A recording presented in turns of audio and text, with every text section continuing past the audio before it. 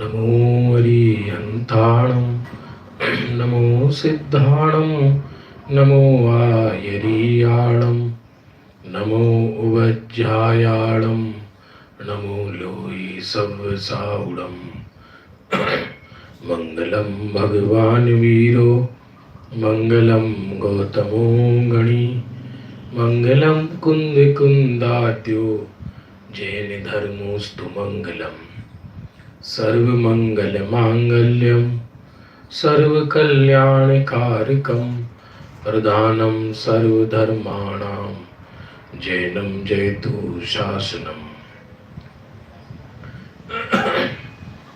अज्ञानतिमिरान्धानां ज्ञानाञ्जनशलाकया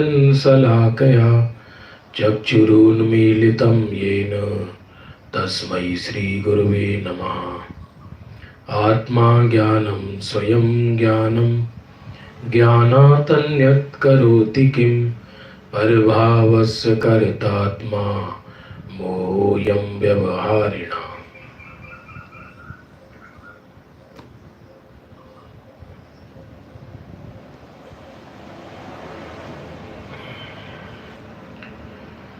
बंधु,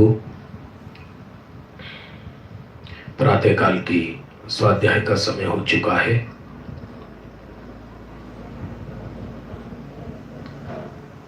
कल 280 नंबर छंद चला था। ध्यान और ध्यान के पूर्व का विकल्प, दोनों में अंतर है। क्यों? क्योंकि शिष्य ने प्रश्न पूछा था, सोहम, सिद्धोहम, शिवोहम, ये शब्द ध्यान करते समय क्यों बोलते हैं? बोलते नहीं है। बोलना तो बहुत पूर्व की अवस्था का नाम है। सत्य तो ये है, यह अजपा जाप चलता है। एक निर्णयात्मक धारा चलती है आत्मा की, और वो ध्यान नहीं है। ध्यान सीधा नहीं जमता तो ज्ञानी को सहज अवलंबन होता है, दृष्टि में नहीं, अभिप्राय में नहीं, सहज कचास के कारण याद आती है। तो उससे कसाय थोड़ा पतला पड़ता है, कमजोर पड़ता है, क्योंकि तीव्र कसाय के काल में उपयोग अंदर नहीं समा सकता। सम्यक दृष्टि का भी, क्योंकि सम्यक दृष्टि जब सविकल्प अवस्था में हो, तो सविकल्प अवस्था में यदि कषाय आदि के कार्यों में लगा है तो उसका उपयोग अंदर नहीं जा सकता। तो वहां उस शुद्ध बुद्ध का चिंतन चलता है। तो जो कसाय के कार्य हैं, कसाय पतली पड़ जाती है और जीव स्वरूप में जाने योग्य हो जाता है। ये पूर्व की अवस्था है। अब 281 नंबर का छंद आज चलेगा अपना। 281 नंबर का बोल। शुद्ध बुद्ध चैतन्य घन स्वयं ज्योति सुख धाम। ये श्रीमद जी का अद्भुत बोल है। इसमें पर्याय की बात बतलाती है, फिर जो बात आती है वह तो परलक्षी ज्ञान की निर्मलता के लिए सहज ही तो हो। शुद्ध बुद्ध चैतन्य घन स्वयं ज्योति सुखधाम, ये आत्मा की बात हुई। और जिसको ये खबर होता है तो उसके पर्याय में निर्मलता आ ही जाती है। हो गई बात बस पर्याय की निर्मलता की। इससे अधिक और कोई आवश्यकता नहीं रहती।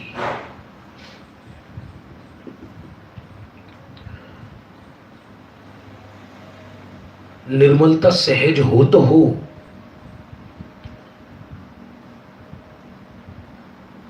आगे आएगा इसका और खुलासा। 282 नंबर का बोल। दृष्टि की तुलना में चारित्र का पुरुषार्थ अनंत गुना है, लेकिन उसकी भी मुख्यता नहीं। दृष्टि के विषय की मुख्यता में उसकी भी गौणता रहती है। अभी देखो, बहुत ही अद्भुत बोल है। ग्रंथ का नाम है द्रव्य दृष्टि प्रकाश, लेकिन द्रव्य दृष्टि प्रकाश इस ग्रंथ में भी बंधुओं ऐसा नहीं है कि सौगानी जी साहब को चारित्र की महिमा नहीं थी, क्योंकि साक्षात मोक्ष का कारण चारित्र है। टोडरमल जी ने मोक्ष मार्ग प्रकाशक के नवी अधिकार में ऐसा फरमाया है कि सम्यक दृष्टि को अभी मोक्ष मार्ग की श्रद्धा है, मोक्ष मार्ग उसको आगे होगा, ये लिखा सम्यक दृष्टि को।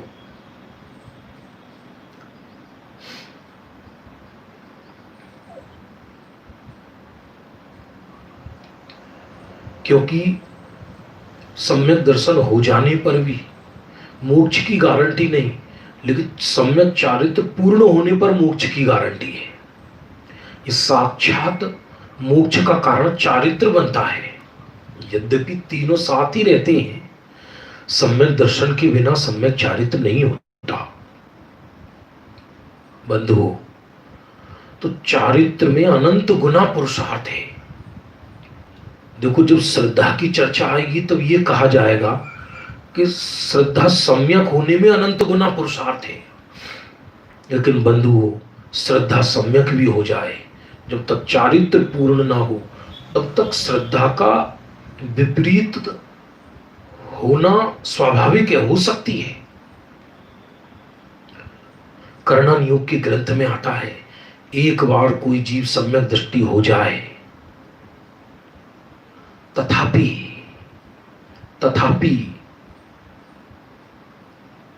उस सम्यक से च्युत होकर अनादि मिथ्या दृष्टि जैसा भी हो जाता है। अनादि मिथ्या दृष्टि जैसा।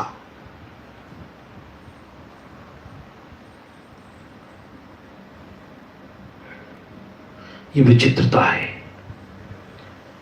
इसलिए यहां कहा, दृष्टि की तुलना में चारित्र का पुरुषार्थ अनंत गुना है। श्रद्धा सम्यक हुई तो श्रद्धा के सम्यक होने में अनंत गुना पुरुषार्थ है ही, तथापि चारित्र में उससे भी अनंत गुना पुरुषार्थ है। लेकिन चारित्र में अनंत गुना पुरुषार्थ होने पर भी दृष्टि में उसकी मुख्यता नहीं। दृष्टि में तो एक स्वरूप की ही मुख्यता है। दृष्टि माने श्रद्धा। श्रद्धा तो अपने को चौथे गुण स्थान में ही शुद्ध स्वीकार कर लिया उसने। दृष्टि के विषय की मुख्यता में उसकी भी गौणता है। दृष्टि इस भाव से अंदर समाती नहीं कभी। दृष्टि कि मुझे चारित्र का विकास बाद में कर लूंगा, अभी पहले श्रद्धा को निर्मल कर लेती हूं, ऐसे भाव से कभी श्रद्धा अंदर समा ही नहीं सकती। श्रद्धा आत्मा को विषय बना ही नहीं सकती। ऐसे भाव से कभी श्रद्धा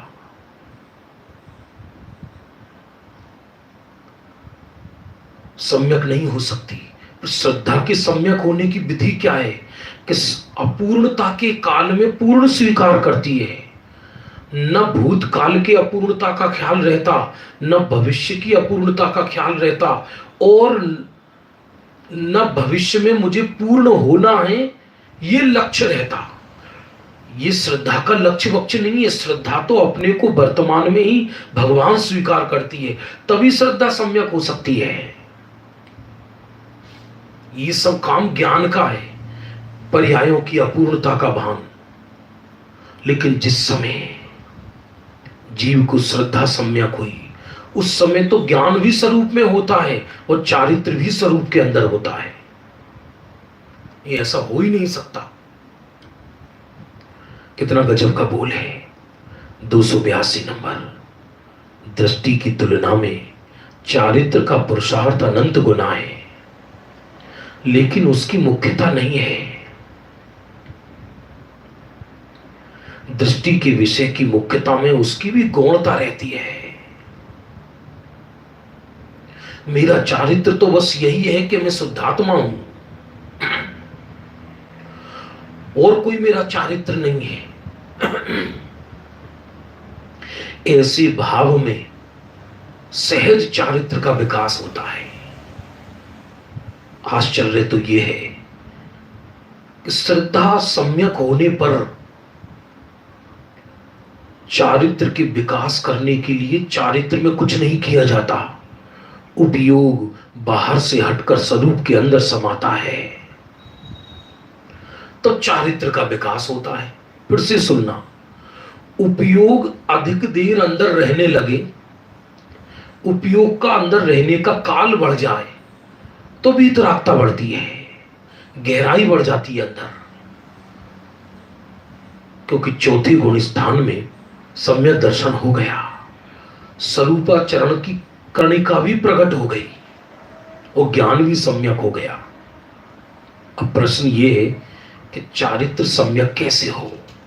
प्रश्न ये है कि चारित्र सम्यक कैसे हो? अब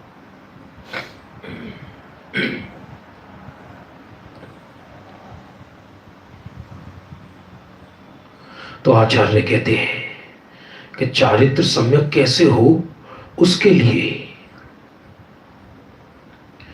उपयोग, श्रद्धा तो निर्मल हो गई, उपयोग स्वरूप को जितनी देर ज्यादा विषय बनाएगा चारित्र उतना ही निर्मल होगा, और उपयोग पुनः पुनः अंदर किसके बल से जाता है? श्रद्धा के बल से जाता है। इसलिए चारित्र का विकास तो फल रूप है, काम सारा ज्ञान करता है। श्रद्धा की नींव भी ज्ञान ने ही डाली है, क्योंकि ज्ञान पूर्वक श्रद्धान होता है। ये द्रव्य दृष्टि प्रकाश बहुत अद्भुत है। एक एक जो सूत्र है, एक एक बोल मंत्र जैसा है, एक एक गाथा समझना, गाथा समझना एक एक को, इसको बोल समझकर हल्के रूप से मत लेना। यदि हल्के रूप में लिया तो फिर ये समझ लो सूत्र समझ में नहीं आई, परम अध्यात्म को तिरस्कृत कर दिया, ऐसा समझना।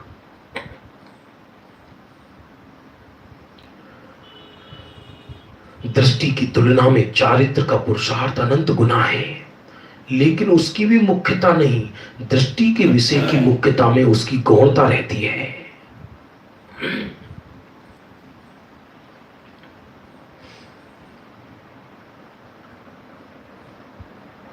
आगे 283 नंबर का बोल, बाहर से अपना कोई प्रयोजन नहीं है तो बाह्य पदार्थों से तो सहज ही उदासीन रहे ही रहे। ज्ञानी जीवों को बाहर से कोई प्रयोजन नहीं है।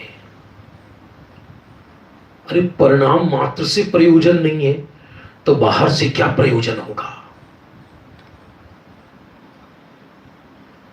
आप जानते ज्ञेय का क्या अर्थ है? ज्ञेय और भोग्य। जहां सुख बुद्धि हो पदार्थ में, वो अज्ञानी का भोग्य कहा जाता है, और जहां पदार्थ से सुख बुद्धि निकल गई, अब वो सहज ज्ञान में आए तो ना आए तो ज्ञानी को बाहर से कोई प्रयोजन नहीं। कभी कभी भाषा ज्ञेय की होती है, लेकिन अभिप्राय भोग्य का होता है। एक बालक मेले में जाता है और खिलौनों टॉयज खिलौने को देख रहा है या भोग रहा है, मचल रहा है। वास्तव में ज्ञेय का ज्ञाता आत्मा तब कहलाता है जब अप्रभावी हो। यदि प्रभावी है तो ज्ञेय बनते हुए भी उसके लिए ज्ञेय नहीं, वो भोग्य है। हमने ये पूछा ये क्या है, तो चूंकि हम पढ़े लिखे हैं तो हम ये उत्तर देते हैं ये ज्ञान का गेय है। कि नहीं, भाषा बिल्कुल सही है, ज्ञान का गेय भी है, तथापि यदि तू उसे इच्छा पूर्वक जान रहा है और उस पदार्थ में तेरी सुख बुद्धि है कि ये सुख का कारण है रुमाल, पसीना पहुंचने के काम आता है, और ये मेरे सुख का कारण है, तो वो ज्ञाता होते हुए भी ज्ञाता नहीं है उस समय। वो ज्ञाता होते हुए उस समय उसमें ज्ञाता का फल नहीं लग रहा, उसे भोक्ता का पाप लग रहा है। टोडरमल जी ने मोक्ष मार्ग प्रकाशक में लिखा है, सम्यक दृष्टि जितना जानता है उसका सर्व जानना सम्यक ज्ञान है, और मिथ्या दृष्टि जितना जानता है उसका सर्व जानना मिथ्या ज्ञान है। जानकारी सत्य होने पर भी, इसलिए मैं पदार्थ को जानते हुए यदि पदार्थ से प्रभावी हूं तो जान नहीं रहा, पदार्थ को भोग रहा है और फल भोगने का लग रहा है उसे, नहीं मिलने पर भी। क्योंकि भोगना दो तरह का होता है, एक सद्भाव रूप भोग, एक अभाव रूप भोग। जो पदार्थ नहीं मिले उनकी भी वांछा करता है। भाषा कह रहा है, भाषा जीव बोल रहा है जानने की, लेकिन अभिप्राय में जानना तब कहलाए कि जब अप्रभावी हो। वो तो क्षण क्षण गेयों से प्रभावी हो रहा है, तो उसके ज्ञान के गेय कहां रहे, वो तो भोग्य बन गए उसके। इसलिए सम्यक दृष्टि 6 खंडों को भोगते हुए भी उसको निर्जरा है, क्योंकि अभिप्राय में वो प्रभावी नहीं है पदार्थों से, वो उन्हें सुख का कारण नहीं मानता। और अज्ञानी न भोगते हुए भी, पदार्थ सामने नहीं है तो भी पदार्थों में सुख बुद्धि पड़ी रहने के कारण निरंतर बंद चल रहा है। ये 283 नंबर सूत्र जीवन जीने की कला है।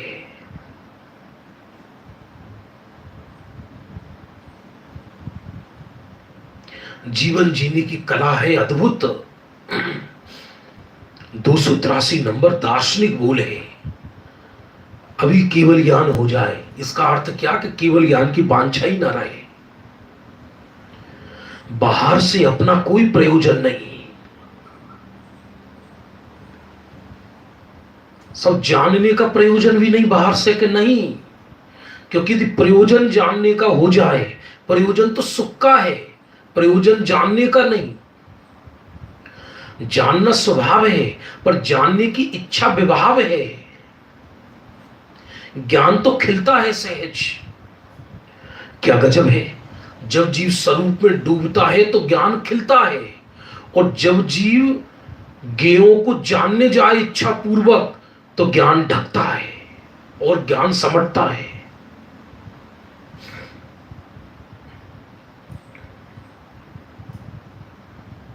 उस सीमंदर भगवान की पूजन में है डॉक्टर साहब की, हे भगवान, हे सीमंदर प्रभु, आप अपनी सीमा में सीमित हो गए, निज सीम और सीमा में सीमित हुए तो सहज केवल ज्ञान का फव्वारा छूट गया, प्रयोजन नहीं है आपको। सच पूछा जाए तो केवल ज्ञान कुदरत की तरफ से ज्ञानियों के लिए गिफ्ट में दिया गया है। कोई भी ज्ञानी केवल ज्ञान के लिए पुरुषार्थ नहीं करता।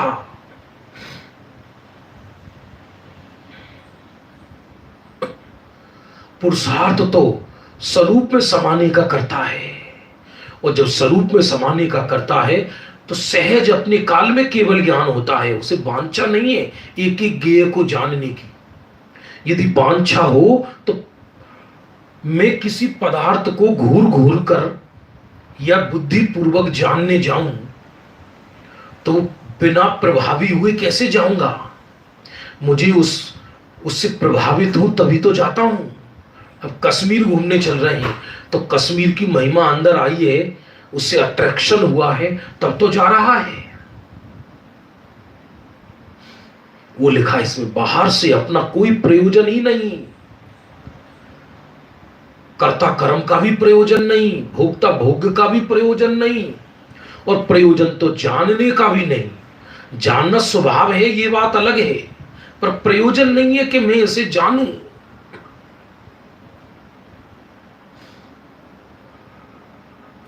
क्या कोई मुनि भगवंत इसलिए छपक से नहीं चढ़ते हैं कि मैं स्वरूप में बैठूंगा और स्वरूप में बैठते ही आप पूरे जगत के जीवों को जानूंगा? जानना स्वभाव है, सहज, प्रयोजन नहीं है। इसलिए कुदरत में ऐसी व्यवस्था है, जीव पहले बीतरागी होता है और बाद में केवल ज्ञानी होता है। यदि पहले केवल ज्ञानी हो जाए और बाद में बीतरागता हो तो बहुत दिक्कत खड़ी हो जाए, क्योंकि रागी को केवल ज्ञान हो गया तो ये देखेगा अनंत भव के मेरे कुटुंबी जन नरक में पिट रहे हैं, तो अनंत दुखी होगा, अनंत दुखी। बीतरागी हो गया माने अप्रभावी हो गया, पर से कोई प्रभाव ना रही, प्रभाव नहीं रहा, और सब निज से तो प्रभावी है। वो ज्ञानी जीव, उसे खुद का अट्रैक्शन है या नहीं, खुद से प्रभावी है या नहीं, ये तो भाषा है। खुद से भी खुद का, वो तो खुद खुद के लिए सर्वस्व है। प्रभावी भाषा अपने लिए थोड़ी सी कमजोर पड़ती है। मैं मेरे से प्रभावित हूं, ये कोई भाषा है क्या? अरे मैं मेरे लिए सर्वस्व हूं, प्रभावी वगैरह क्या है? मेरा जीवन ही मैं हूं। बाहर से अपना कोई प्रयोजन नहीं। बंधु सावधान, ध्यान पूर्वक समझना, बाहर से अपना कोई प्रयोजन नहीं, ये बात सत्य है। तथापि हमारे अंतरंग में यदि सही दिशा ना हो तो भाषा तो ग्रंथ की बोलती है कि हमारा बाहर से कोई प्रयोजन नहीं, लेकिन अंदर में द्वेष पनपता है। जैसे मान लीजिए बाहर से कोई प्रयोजन नहीं है, तब कहलाए उसका सच्चा कि वो घर से भी उतना उदास हो गया हो, घर के एक एक कार्यों में तो महा आकुल व्याकुल हो रहा है, और जब कहीं साधर्मी की सेवा का अवसर आए, सहायता करने का अवसर आए, वात्सल्य का अवसर आए, तो ये कहता है कि हमारा तो बाहर से कोई प्रयोजन नहीं, हम तो अंदर समा गए भैया। प्रभावना का अवसर आए, इसलिए ये छल देख लेना कि कहीं इस वाक्य से छल तो नहीं हो रहा अंदर में। बंधु, सत्य तो ये है, अपना मनोविज्ञान समझे बिना धर्म समझ में ही नहीं आ सकता। गुणस्थान प्रमाण वात्सल्य तो होगा, गुणस्थान प्रमाण कर्तव्य का पालन भी करेगा। ये श्रद्धा कह रही है कि हमको बाहर से कोई प्रयोजन नहीं, श्रद्धा की तरफ से ज्ञान कह रहा है। प्रयोजन तो ज्ञान को भी नहीं, बाहर से चारित्र को भी नहीं, गुणस्थान प्रमाण कर्तव्यों का पालन चलता है। पलायनवाद ये जैन शासन नहीं है, लेकिन प्रयोजन नहीं है, परवश होता है।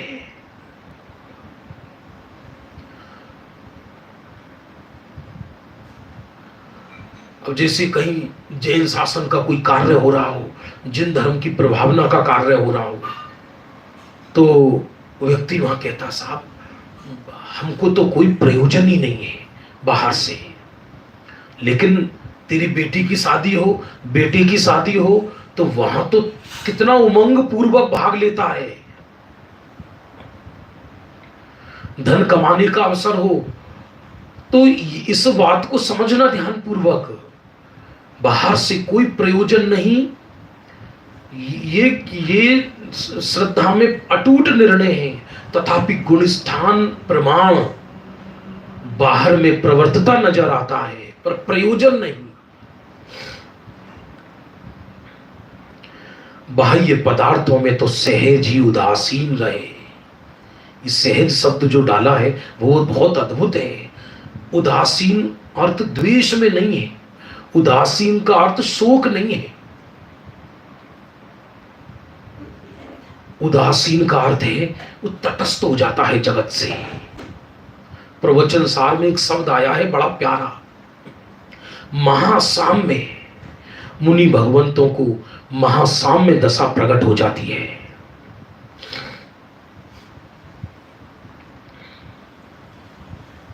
इसे जानूं इसे ना जानूं ये भाव भी नहीं रहता। आत्मा को जानूं पर को ना जानूं ये भाव भी नहीं रहता। पर से सहज उदास हो गया। सज्जन पुरुष होते हैं, किसी के रत्नों के महल में जाएं तो उसकी ज्यादा चर्चा नहीं करते। क्षुद्र लोग होते हैं, किसी के घर जाएं और वो रत्नों जैसा बना हो तो उसकी बहुत चर्चा करते हैं। बहुत अच्छा साहब, ये डिजाइन बहुत अच्छा है साहब, ये बहुत अच्छा है। अरे चूल्हे में गया डिजाइन, क्या लेना देना, मिट्टी का है।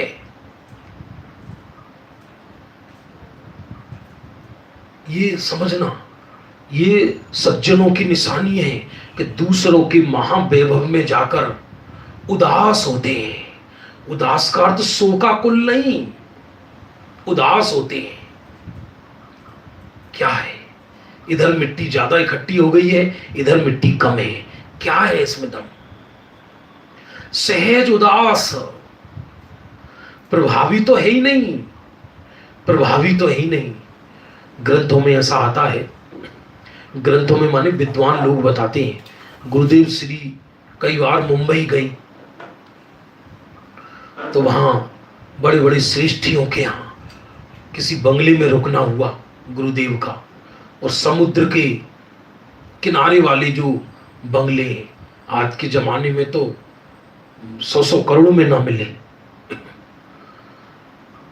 और उसमें रुके तो वहां के घर वाले लोग, गुरुदेव यहां बाहर बैठ जाओ, इधर आकर ये दृश्य देखो।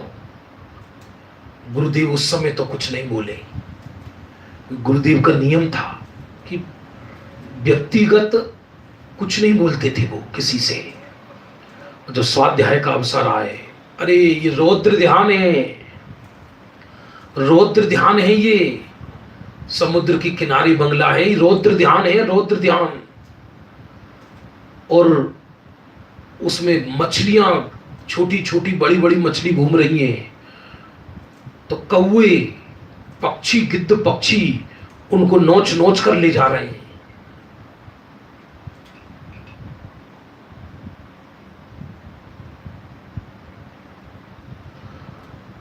नोच नोच कर ले जा रहे हैं उनको, और उसे देखकर हम प्रसन्न हो रहे हैं। तो ये रौद्र ध्यान है, रौद्र ध्यान। हिंसानंदी रौद्र ध्यान हुआ तो वैराग्य आ जाता था उनको, गर्दन नीची रहती थी, कभी भी ऐसे दृश्यों को देखकर प्रसन्न नहीं होते थे। सहज उदास है, बाहर के पदार्थों में सहज उदास। आप सुनकर आश्चर्य करोगे, सड़क पर मल पड़ा हो और एक रत्न पड़ा हो, रत्न में मोह बुद्धि नहीं होती, ज्ञानी को सुख बुद्धि नहीं होती, ग्रहण कर लूं ऐसी बुद्धि नहीं होती, और विष्टा को देखकर नाक पर रुमाल ढकने की बुद्धि नहीं होती। ये निर्व चिकित्सा अंग के विषय में लिखा है। ऐसा सहज साम्य दशा प्रकट हो गई। महामुनिरात की बात चल रही है और एक अंश में ज्ञानी के भी ये दशा प्रकट हो जाती है। पूरा विश्व राग का ढेर नजर आता है। सहज उदास हो जाता है क्योंकि पदार्थ से सुख बुद्धि चली गई, सुख बुद्धि इधर आ गई। आ क्या गई? सुख का पिंड हूं ना मैं, सुख का पिंड हूं मैं, और जब मैं सुख का पिंड हूं, ये निर्णय हुआ तो उपयोग कहां जाएगा? प्रयोजन तो सुख है। सुख स्वरूप में समाने से ज्ञान खिलता है, ज्ञान खिलता है। बाहर से अपना कोई प्रयोजन ही नहीं, तो बाह्य पदार्थों से तो सहज ही उदासीन रहे। दृष्टि अपने प्रभु को ही देखती है। 284 नंबर का बोल। कमजोरी से विकल्प आया तो अपनी निंदा गरहावी होती है। दृष्टि ने तो स्वरूप पे कब्जा कर लिया, मैं शुद्धात्मा हूं। ये वाणी नहीं, इसकी प्रतीति चलती है निरंतर।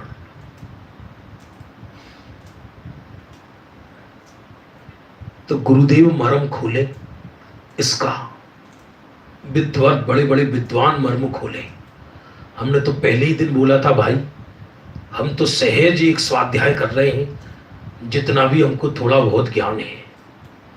हमें तो इनके एक एक बोल में महानता नजर आती है, वरना गुरुदेव श्री जैसे विचक्षण पुरुष, देखो आप एक एक इसमें चैप्टर ऐसा है जिसमें गुरुदेव श्री ने इन बोलों के विषय में जगह जगह कहा है। कुछ कुछ आपको बता रहा हूं मैं। पूज्य गुरुदेव श्री की सौगानी जी के प्रति इन बोलों के प्रति क्या कहा। सौगानी जी की पुस्तक द्रव्य दृष्टि प्रकाश, देखो पेज नंबर है 87। बहुत शक्ति थी, आत्मज्ञान हुआ यहां सोनगढ़ में। पहले साधुओं का बहुत परिचय था, यम नियम ध्यान सब कुछ किया, और यहां भोजनालय समिति में गई, सांझ से सुबह तक ध्यान में बैठी, मानी चिंतन में बैठी, और अंदर में घोलन करते करते राग से भिन्न आत्मा का अनुभव हुआ। गुरुदेव श्री का प्रवचन नंबर 241 में आया, समय सार की कलश टीका। निहाल भाई तो ये कहते हैं ज्ञानी को स्वभाव भट्टी जैसा लगता है। गुरुदेव वो पुरुष थे कि जिनको हजारों करोड़ों रत्न देकर भी किसी से एक शब्द की प्रशंसा नहीं करवा सकते थे, और किसी के विषय में निंदा नहीं करवा सकते थे। जिनकी उनको प्रशंसा करने का भाव आया, उनको उन्होंने दिल खोलकर प्रशंसा की। ये गुरुदेव की द्रव्य दृष्टि प्रकाश के बोलों के प्रति ये गुरुदेव के उद्गार हैं। किसी दिन लूंगा मैं, आप सुनना। देखो भाई सौगानी जी कहते हैं, पर्याय मेरा ध्यान करे तो करे, मैं किसका करूं। गजब का बोल है। ये गुरुदेव बोल रहे हैं इन बोलों के प्रति। और देखो अभिप्राय की जरा सी भूल, राग मेरा है, पर्याय मेरी है। इतनी बड़ी, ये छोटी भूल नहीं, बड़ी भूल है, ऐसा सौगानी जी कहते हैं।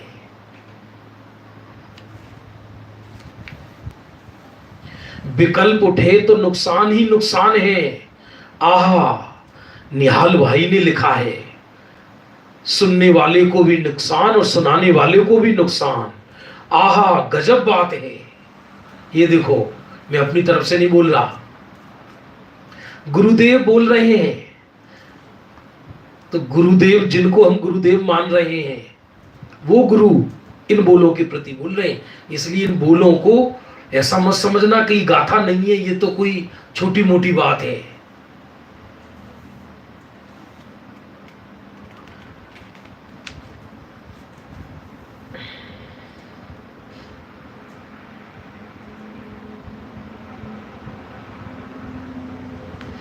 चलिए आगे। दृष्टि अपने को प्रभु देती है। कमजोरी से विकल्प आता है।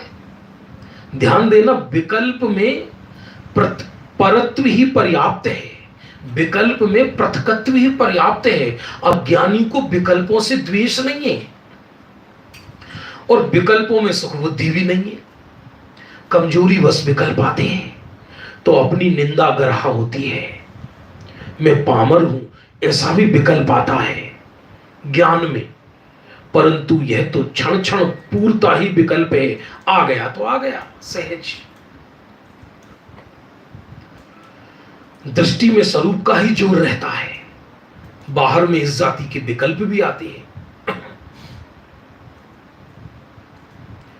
कैसे करूं गुणगान प्रभु जी तेरा, कैसे करूं गुणगान। जो स्वरूप सर्वज्ञ ने देखा, जड़ पुद्गल से क्या हो लेखा। जो स्वरूप सर्वज्ञ ने देखा, जड़ पुद्गल से क्या हो लेखा। अनुपम चीज महान प्रभु जी तेरा, कैसे करूं गुणगान। कैसे करूं गुणगान प्रभु जी तेरा, कैसे करूं गुणगान। प्रभु आत्मा का गुणगान कैसे करूं, वाणी में आता ही नहीं है। गोखुर में नहीं सिंधु समावे। गाय ने मट्टी में पैर रखा और वो जो निशान बन गया उसमें क्या समुद्र समा जाएगा। गोखुर में नहीं सिंधु समावे, पक्षी लोक का अंत न पावे। अनुपम चीज महान प्रभु जी तेरा, कैसे करूं गुणगान। कैसे करूं गुणगान प्रभु जी तेरा, कैसे करूं गुणगान। एक एक बोल अत्यंत अद्भुत है। दृष्टि अपने प्रभु को देखती है। कमजोरी से विकल्प आया तो अपनी निंदा गरहा भी होती है, अपनी निंदा गरहा होती है। मैं पामर हूं ऐसा विकल्प भी आता है। अरे पर्याय की अपूर्णता का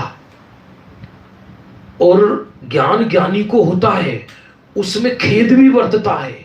और कैसा खेद वर्तता है कि कार्तिक की अनुप्रेक्षा में एक वाक्य ऐसा आया कि गणधर्वी तीर्थंकर के समक्ष अपने को तृण तुल्य पामर अनुभव करते हैं।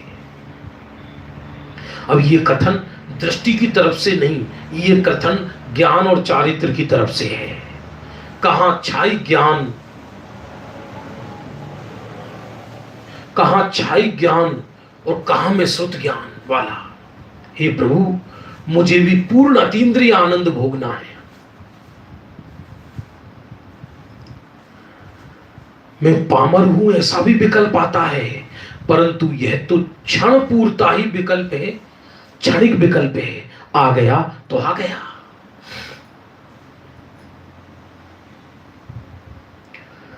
दो 285 नंबर का बोल बहुत अद्भुत है। जैसे जिसको सुई लेने की आदत हो गई हो, उसको सुई लिए बिना चैन नहीं पड़ता।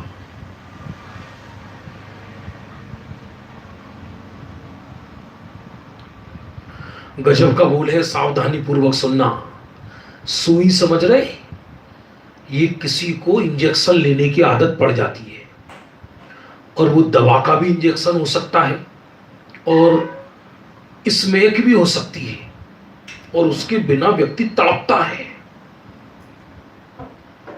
किसी को चाय पीने की आदत पड़ जाती है, दोपहर में 3 बजे 2 बजे चाय पीने की आदत हो और वो ना मिले तो तड़पन सी होती है। हर व्यक्ति को कोई ना कोई आदतें हैं व्यक्ति को गंदी। जैसे जिसको सुई लेने की आदत हो गई हो, उसको सुई लिए बिना चैन नहीं पड़ता। वैसे ही जिसको सुनने की आदत हो गई हो, उसको उसके बिना चैन नहीं पड़ता। सुनने को भी आदत कहा। अरे सुनने से ऊपर उठेंगे या नहीं उठेंगे? सुनते सुनते सुनते सुनते अपने आप हो जाएगा। सुनते सुनते अपना आप हो जाएगा। यदि सुनते सुनते अपना आप होता हो तो प्रायोग्य लब्धि भी अनंत बार हुई। सुनने में उपादेयता हो गई, यदि सुनना एज रूटीन हो गया, एज रूटीन हो गया सुनना, तो ऐसा लिखा पहले बोल जा चुका है, जैसे कर्ण इंद्री के में अन्य विषयों को विषय बनाता था, ऐसे ये जिनवाणी को विषय बनाता है।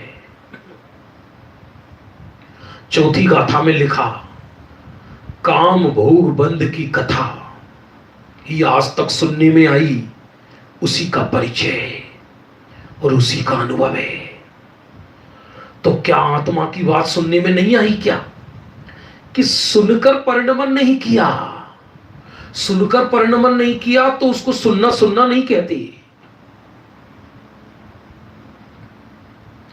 ये आग का कुआं है, ऐसा जानकर भी आग के कुएं में डूबे, और ये अमृत का कुआं है, ये अमृत है, ऐसा जानकर भी उसका सेवन ना करे तो सुनना कहलाया क्या?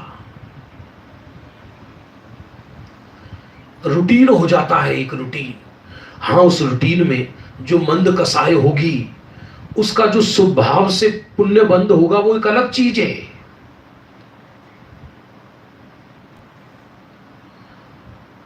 ऐसी पूजन का रूटीन हो जाता है, व्यक्ति का रूटीन हो जाता है हर चीज का, और रूटीन में पूरी लाइफ निकल जाती है।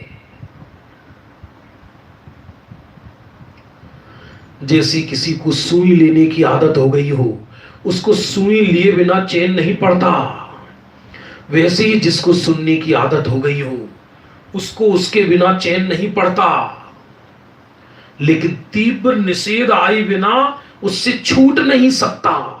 ये लाइन गजब की है, तीव्र निषेध आए बिना उससे छूट नहीं सकता। इसलिए द्रव्य दृष्टि प्रकाश के बोल सीधे इधर लगते हैं, लोगों के समझ में नहीं आते। अरे ये तो सुनने की मना कर रहे हैं, तो सुनने की मना करके कोई पिक्चर देखने के लिए नहीं कह रहे, स्वरूप में आने की बात चल रही है। श्रवण करते करते उसे शुद्धात्मा की महिमा आई, तो श्रवण के काल में भी ज्ञानी को सुनना, श्रवण के काल में भी ज्ञानी को अभिप्राय में तो यही चलता है कि सुनने से कल्याण नहीं होगा। ये तो प्रथम में प्रथम बोल लिया है इसको, तो परावलंबी दृष्टि ही छूटनी चाहिए। दूसरों की गांठ की पूंजी से कब तक जिएंगे?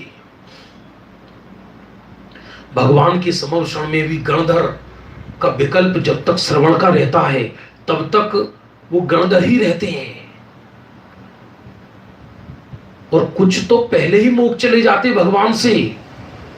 यदि उपयोग श्रवण की तरफ रहे तो कैसे जाएं? इसमें कोई जिनवाणी के सुनने की निंदा नहीं की जा रही, ये दृष्टि के जोर में अभिप्राय से बताया जा रहा है। अरे पर से कल्याण नहीं होगा, कल्याण स्वयं से होगा। ध्यान देना, जिस दिन समाधान अंदर से होने लगे, स्वयमेव अंदर में स्वयमेव सदगुरु की, निर्ग्रंथ मुनिराजों की, प्रभु तीर्थंकरों की बात स्वयं पचने लगे अंदर अपने आप ऑटोमेटिक। जब तक सुना हुआ सत्य स्वयं का नहीं बनता, तब तक वो सत्य पराया कहलाता है। सत्य तभी सत्य है जब स्वयं उसका एहसास होने लगे, अन्यथा वो सत्य होते हुए भी सत्य का लाभ कहां मिला मुझे? किसी ने मेरे को कहा ये मिश्री है खाइए, लेकिन मुझे वो मिश्री नहीं लग रही, मुझे वो फिटकर ही लग रही है। लेकिन वो बहुत कह रहा है ये मिश्री है, मिश्री है। तो जब तक मुझे खुद उसका एहसास नहीं होगा, तब तक मैं उस मिश्री का सेवन नहीं कर सकता।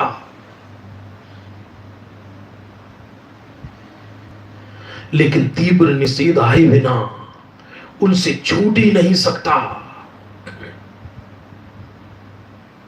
यम नियम संयम आप लियो, पुण्य त्याग विराग अथाय लियो। किसी दिन इस बोल को पूरा लेंगे, गजब का है।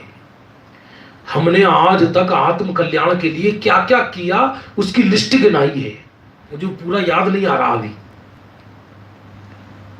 ऐसा ऐसा लिया। दृढ़ आसन पद्म लगाए दियो, तदपि कछु हाथ हजू न परो। दृढ़ आसन पद्म लगा दिया, रीढ़ की हड्डी सीधी, सावधान, आज आत्म अनुभव करूंगा। आचार्य कहते हठ योगी है, पर्याय मूल है,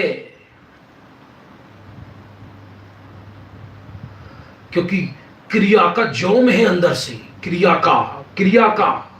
और हर व्यक्ति कहीं ना कहीं यदि स्वरूप में नहीं है तो कहीं ना कहीं तो अटका ही है ना। यदि स्वरूप में नहीं हूं तो कहीं ना कहीं तो अटका ही हूं।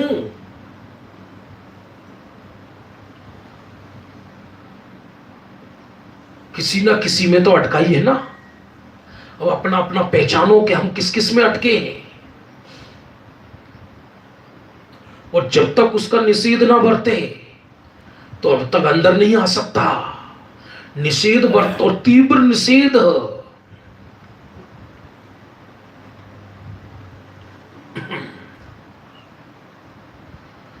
गजब का वो है, वो श्रीमद जी का मेरे पे लिखा है, कल लूंगा उसको मैं। कल लिया, रविवार भी आने वाला है। क्यों ना विचारत है इन साधनते, क्यों विचारते क्यों नहीं हो। कौन सा साधन रह गया आज तक, कौन सा ऐसा साधन रह गया कि जो नहीं किया। साधन तो सब किए।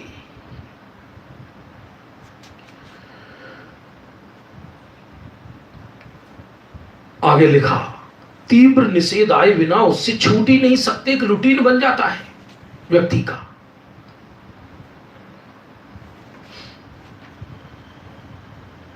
एक बोल और 2 मिनट है।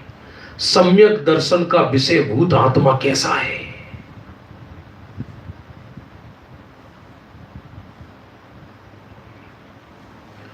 सम्यक दर्शन का विषय भूत आत्मा ध्रुव। कई लोग बोलते हैं ना कि सम्यक दर्शन का आत्मा कैसा है। देखो बात वही है, छठी गाथा में भी वही सम्यक दर्शन का विषय भूत आत्मा है। अब इन्होंने अपनी भाषा में कहा है और गजब का है, लिख लेना इधर। सम्यक दर्शन का विषय भूत आत्मा ध्रुव, अभेद, एक रूप, शुद्ध, अखंड, कूटस्थ, अपरिणामी है। सब हमने तो परिणामी सुना है, परिणामी है वो विवक्षा अलग है। जब आंखें द्रव्य को देखते हैं, पूरे द्रव्य को देखते हैं, द्रव्य गुण पर्यायात्मक पूरी वस्तु को देखते हैं, तो द्रव्य परिणामी कहा जाता है, पर्याय उसका कर्म कहलाती है। यहां तो श्रद्धा जिसको विषय को स्वीकार करती है, सम्यक दर्शन का विषय, सम्यक दर्शन का। और अकेले यहां यही लिखा है, गुरुदेव की यही लाइन हजारों जगह, एक जगह नहीं हजारों जगह, सम्यक दर्शन का विषय भूत आत्मा ध्रुव। क्योंकि विषय करने वाली पर्याय स्वयं अध्रुव है। समझना ध्यान पूर्वक, विषय करने वाली पर्याय स्वयं अध्रुव है, अनित्य है। तो अनित्य परिणति, अनित्य पर्याय अपने को नित्य मानती हुई प्रवर्तती है। माने अनित्य श्रद्धा अपने को नित्य मानती हुई प्रवर्तती है कि मैं शाश्वत हूं। शाश्वत सुनने में तो अच्छा लगता है और ध्रुव सुनने में थोड़ा सा ऐसा लगता है। ध्रुव अभेद हूं, माने उसमें द्रव्य गुण पर्याय का भी भेद नहीं। श्रद्धा जिस समय आत्मा को विषय बनाती है, सुनना ध्यान पूर्वक, उस समय ऐसा कोई भाव नहीं रहता कि मैं पर से भिन्न, पर्याय से भिन्न, गुण भेद से भिन्न स्वरूप को विषय बना रही हूं। ऐसा भेद नहीं चलता। ऐसा भेद चले तो उसको विषय बना लिया, फिर भेद क्या चला, फिर अभेद का कहलाया। तो भेद ही उत्पन्न नहीं होते। और एक शुद्धात्मा हूं ये प्रतीति चलती है, ये विकल्प नहीं। कोई विकल्प तो ज्ञान का होता है। शुद्ध हूं, त्रिकाल शुद्ध हूं। आप कहोगे अभी क्यों, अभी तो शुद्धि प्रकट नहीं हुई, कि नहीं, इसलिए तो कह रहे। कोई कहे यहां शुद्ध को त्रिकाल शुद्ध लिया, इसका क्या प्रमाण है। क्योंकि यदि शुद्धि प्रकट हो जाए, समझना, यदि यदि शुद्धि प्रकट हो जाए, उसको शुद्ध कह रहे हो, तो कभी तीन काल में भी वो अपने को शुद्ध कर ही नहीं सकता। क्यों? क्योंकि शुद्धि प्रकट कब होगी? जब त्रिकाल शुद्धता की दृष्टि करेगा, और वर्तमान में तो उसकी पर्याय में शुद्धि है ही नहीं। इसलिए वस्तु त्रिकाल शुद्ध है, अखंड है, उसमें खंड खंड नहीं है, अखंड है, कूटस्थ है। कूटस्थ का अर्थ उच्च ध्रुव ध्रुव रूप रहता है, यह अर्थ है। कूटस्थ का अर्थ पत्थर नहीं, अचल है, अपरिणामी है। परिणाम निरंतर होने रहने पर भी वो परिणाम रूप नहीं हो जाता चैतन्य परमात्मा। और इसी अपरिणामी को नियम सार में पारणामिक भाव कहा। दृष्टि का विषय, सम्यक दर्शन का विषय, ध्यान का ध्येय, ध्येय कहो या सम्यक दर्शन का विषय कहो, एक ही बात है।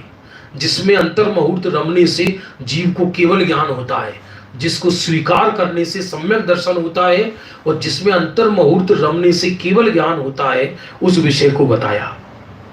सम्यक दर्शन का विषय भूत आत्मा ध्रुव, अभेद, एक रूप, शुद्ध, अखंड, कूटस्थ, अपरिणामी है। समय हो गया बंधु, एक सूचना थी। अभी 4 दिन तक दिल्ली युवा फेडरेशन, दिलसाद गार्डन, विश्वास नगर, दिव्य देशना ट्रस्ट, पंडित टूडरमल स्मारक ट्रस्ट और हमारा मुमुक्षु आश्रम, ये 4 संस्थाओं के तत्वावधान में 4 दिन का रत्नत्रय गोष्ठी चल रही है। दोपहरी में 1:30 बजे से प्रारंभ होगी। अभी विद्वानों के व्याख्यान चल रहे हैं। सुबह सम्यक दर्शन ज्ञान चारित्र का विधान भी चल रहा है। आप सब उसमें अवश्य जुड़ें, ऐसी हमारी भावना है। संध्या काल में हमारा विषय भाव दीप का चल रहा है। अध्यात्म प्रधान चरणन योग है। आपको समय हो तो आप उसमें भी जुड़ सकते हैं। अभी अपना समय पूरा हो गया। निज निधि निज में बताई, यह अनंत उपकार है, उसके लिए जिन वाणी माँ को वंदना सतवार है।